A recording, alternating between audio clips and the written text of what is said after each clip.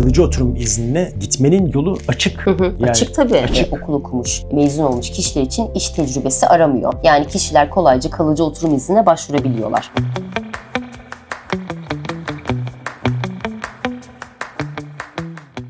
Herkese selam. Merhabalar. Bir önceki eğitim videomuzda bahsettiğimiz Atlantik Göçmenlik Programı'ndan bahsedeceğiz bu videoda. Programın amacı nedir? Uygunluk kriterleri nelerdir? Bunları inceleyeceğiz. Hazırsanız başlayalım. Hadi başlayalım. Evet Seyhan, Atlantik Göçmenlik Programı tam olarak nedir, açıklar mısın? Atlantik Göçmenlik Programı, Kanada'nın Atlantik bölgesinde yer alan 4 eyaletten birinde çalışmak isteyen nitelikli, vasıflı işçiler için, aynı zamanda bu bölgede okul okumuş öğrenciler için daha kolay kalıcı oturum izni almalarını olanak sağlayan, bunun için tasarlanmış bir programdır. Peki bu programın amacı nedir? Programın amacı Atlantik Kanada'daki iş gücü açığını kapatmak, buradaki ekonomiyi canlandırmak, yerel olarak dolduramadıkları iş pozisyonları için nitelikli adayları işe almak. Programın amacı bu.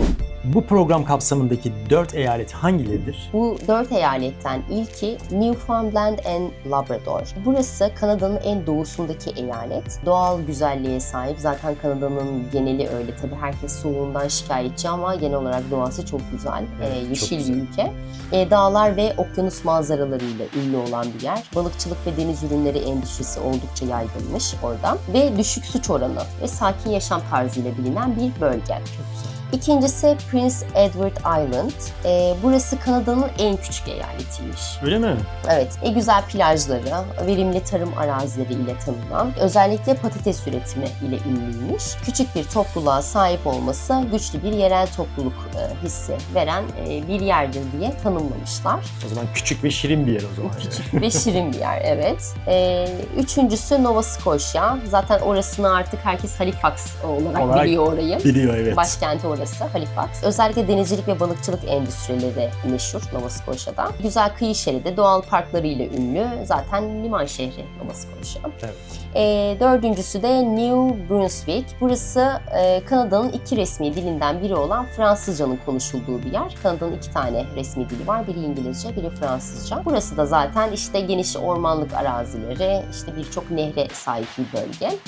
Bu 4 eyalet bunlar. Bu program kapsamındaki 4 eyalet bunlar yani. Evet. Eğer ki vasıflı işçi olarak burada çalışmayı talep ediyorsanız ya da bu bölgelerden birinde okul okumak istiyorsanız Atlantik Göçmenlik Programı kapsamına sadece bu bölgelerde sahip olabiliyorsunuz. Bu programdan bu bölgelerde yaşayarak ve çalışarak sahip olabiliyorsunuz. Atlantik Göçmenlik Programı'ndaki uygunluk kriterleri nelerdir? Bu bölgelerde çalışmayı talep eden kişiler öncelikle iş tecrübelerini sunmaları gerekiyor. Son 5 yılda 1560 saat çalışmış olmak zorunluluğu var. Bunu önce bir kişi sundu.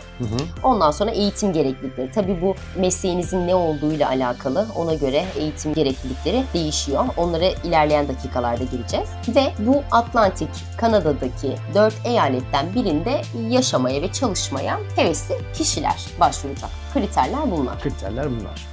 Seyhan, bir de meslek sınıflandırmaları var. Bu meslek sınıflandırmaları neye göre değerlendiriyor? Şimdi meslek sınıflandırmaları şöyle. Notch sistemi diye bir şey var. Şimdi ben direkt Türkçe şeyini söylüyorum. National Occupational Classification diye NOC. Önceden bu sistemi kullanıyorlarmış. Bunu da 4'e ayırmışlar. Yani meslekleri böyle sınıflandırmışlar. Notch 0, A, B, C diye sınıflandırmışlar. Sonra bu sistemi daha da böyle ayrıntılı hale getirmek istemişler. Daha ayrıntılı, net bir şekilde insanlar bundan faydalansın diye TR sistemini getirmişler. TR'de Training, Education, Experience ve Responsibilities. Bunun da açılımı bu ama biz Notch ve TR diye devam edeceğiz artık böyle uzun uzun söylemektense. Notch'u bıraktılar artık 2022'de. 2022 yılı itibariyle eski Notch sistemini güncelleyerek TR sistemini kullanmaya başlanmış. Bu yeni sistemde mesleklerin sınıflandırmasında daha ayrıntılı bir ve modern bir yaklaşım sunmuş insanlar. Aslında daha kolay. Girdiğiniz zaman siz de göreceksiniz. Bir meslek iş ünvanınızı yazdığınız zaman tüm ayrıntılarıyla o mesleğin alt kategorilerini, neler gerekiyor, eğitim belgeleri, talep edilen gereklilikler hepsini yazdığınız zaman görebiliyorsunuz. Ondan ilerleyen dakikalarda bahsedeceğim yine. Şimdi bu TR sistemi 5 kategoriye ayırmışlar. Ben de onu soracaktım. Şimdi bunun sınıflandırmaları var, kategorileri var. Onları da evet. Şimdi TR 0 yönetim pozisyonları gibi. Üst düzey yöneticilerin kategorisi. TR 0. İşte CEO'lar, üst düzey yöneticiler bu kategoride yer Şirket alıyor. yöneticileri. TR 1 genellikle üniversite diploması veya yüksek lisans gerektiren profesyonel mesleklerin kategorisi. İşte doktor, avukat, mühendis, mimarlar için. TR 2 genellikle kolej diploması, çıraklık eğitimi veya belirli sertifikalar gerektiren mesleklerin yer aldığı. İşte bilgisayar programcısı, ondan sonra diş laboratuvar teknisyeni gibi. TR 3 genellikle lise diploması ve işbaşı eğitimi gerektiren mesleklerin yer aldığı elektrikçiler, ondan sonra tesisatçılar, aşçılar gibi böyle bu mesleklerin yer aldığı kategori. TR 4 genellikle lise eğitimi ve daha kısa süreli işbaşı eğitimi gerektiren mesleklerin olduğu. İşte mesela yiyecek içecek sektöründe çalışan kişiler, garsonlar, kamyon şoförleri, fabrika işçileri bu mesleklerin yer aldığı kategori. Daha çok bu TR 4 en çok talebin gördüğü ve eğitim seviyesinin bu sisteme göre en altında yer alan kategori. Evet, o zaman 0, 1, 2, 3, 4 diye rakamlar yükseldikçe eğitim gereklilikleri düşüyor. O zaman sıra geldi bu programın avantajları.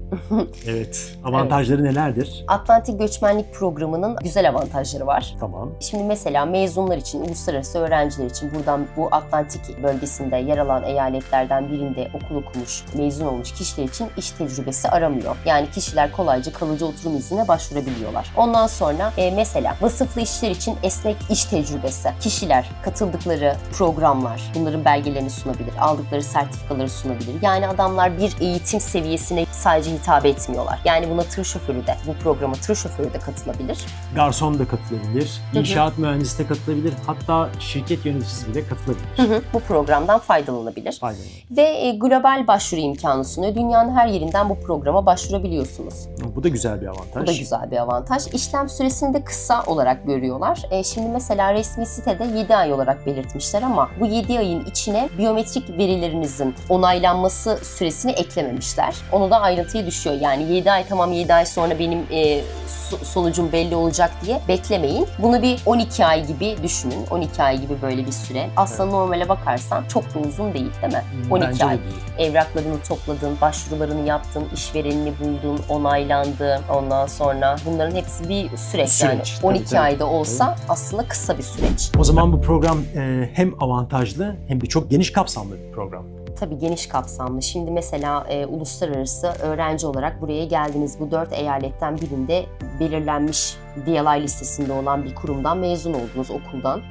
Ondan sonra okuduğunuz bölüm de mezuniyet sonrası çalışma iznine uygun bir bölüm. Bundan mezun olduktan sonra bu eyalette kalıcı oturum iznine başvurunu kolaylıkla yapabilirsin. Hali hazırda mesleğin var ama işte ne bileyim yaşam şartlarını düzeltmek ya da farklı perspektiften dünyaya bakmak istiyorsun, tecrübe edinmek istiyorsun. Bu programa başvurup bu program sayesinde gelip Kanada'da aynı Türkiye'deki veya dünyanın herhangi bir yerindeki mesleğini gelip burada yapabiliyorsun. Evet, kesinlikle öyle. O yüzden herkese hitap eden, hem okul okuyacak kişilere hem de hali hazırda mesleği olan kişilere hitap eden çok avantajlı bir program ve kısa süreli. Bunun aslında önemli kısmı o. Yani sen kolaylıkla kalıcı oturum iznine başvurabiliyorsun. Yani hayatını kolaylıkla burada idame ettirebileceksin yasal yollarla. En güzel kısmı bu aslında.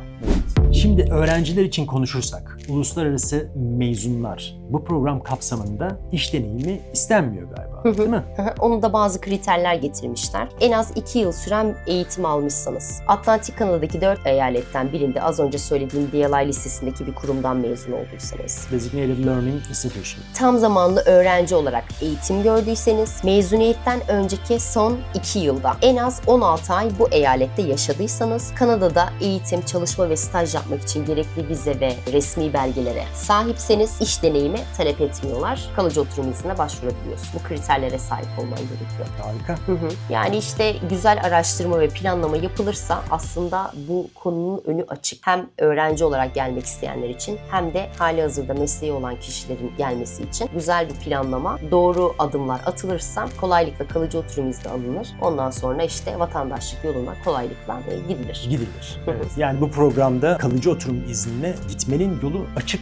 Açık tabii. Açık yani. Yani gidebilirsin yani. Ayrıca kişilerin bu program kapsamında dil yeterliliklerini de kanıtlamaları gerekiyor. Doğru mu? Tabii her meslek grubuna göre de değişiyor bu. Yani bir doktorun kanıtlaması gereken sınav puanıyla tır şoförününki aynı değil. Bu sınav sonucunun da IRCC onaylı bir test kurumundan alınmış geçerli bir dil testi sonucu olması gerekiyor. Ve bu dil testleri test sonucunun alındığı tarihten itibaren 2 yıl geçerli. Ona da dikkat etmek lazım. Puanınız eskiyse onu da yenilemek lazım. Bu hangi sınavlar, onları da açıklamaya bıraktık. Oradan hangi sınavlar olduğunu görebilirsiniz. Merak ettiğiniz bir meslek varsa eğer yorumlarda bizimle paylaşırsanız size yardımcı olmaya çalışırız. Tabii bu hangi mesleği merak ediyorsanız o meslekle ilgili ayrıntıları, hangi belgeler talep ediliyor, ne kadar puan alman gerekiyor, nasıl başvurursun onunla ilgili Dil seviyesi ne olması gerekiyor onların hepsini. bu bilgileri sizlere iletiriz. Yorumlarda bizimle paylaşın. Başvuru sahiplerinin yanı sıra işverenlerin de uyması gereken bir uygunluk kriterleri var. Bunlar neler? İşverenin başvuru sahibinin çalışacağı Atlantik eyaletinin eyalet hükümeti tarafından Atlantik Göçmenlik Programı işvereni olarak yetkilendirilmiş olması gerekiyor. IRCC tarafından zorunlu tutulan oryantasyon sürecini geçmiş olması, onay almış olması ve Atlantik bölgesinde en az 2 yıllık bir işletme ve iyi bir durumda olma, haftada en az 30 saat olmak üzere tam zamanlı, kalıcı, mevsimlik olmayan nitelikte olması gerekiyor. Eğer ki iş teklifi aldığınız yer, işveren bu kapsamda değilse, Atlantik Göçmenlik Programı kapsamında bulunan bir işveren değilse buraya kayıt olmasını da talep edebilirsiniz. İşveren oraya kayıt olur. Ondan sonra süreç kolay bir şekilde ilerler. Evet, Atlantik Göçmenlik Programı'nı sizlere anlatmaya çalıştık. Bu arada resmi kaynaklardan yardım aldık. Bu program kapsamında buraya gelmiş olanlar varsa lütfen deneyimlerini, tecrübelerini yorumlarda bizimle paylaşsınlar. Aynı zamanda merak ettiğiniz meslekler varsa onları da yorumlara bırakın. Bu da diğer videoların konusu olsun. Bu program kapsamında gelmeyi planlayan kişiler lütfen o 4 eyaletten hangi eyaleti seçtiyseniz girin ana sayfasına. Ana sayfasında bütün bilgileri zaten görebilirsiniz. Başvuru evet. şartları, uygunluk kriterleri hepsi orada yazıyor. Umarım faydalı olmuştur bu video. Evet. Beğendiyseniz lütfen beğen tuşuna basmayı, kanalımıza abone olmayı unutmayın. Teşekkür ederiz. Kendinize iyi bakın, hoşça kalın.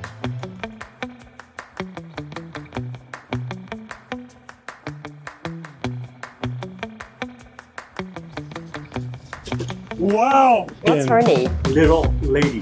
Little. Buradan başlıyor, buradan geçip hop Amerika'ya geçiyorsunuz.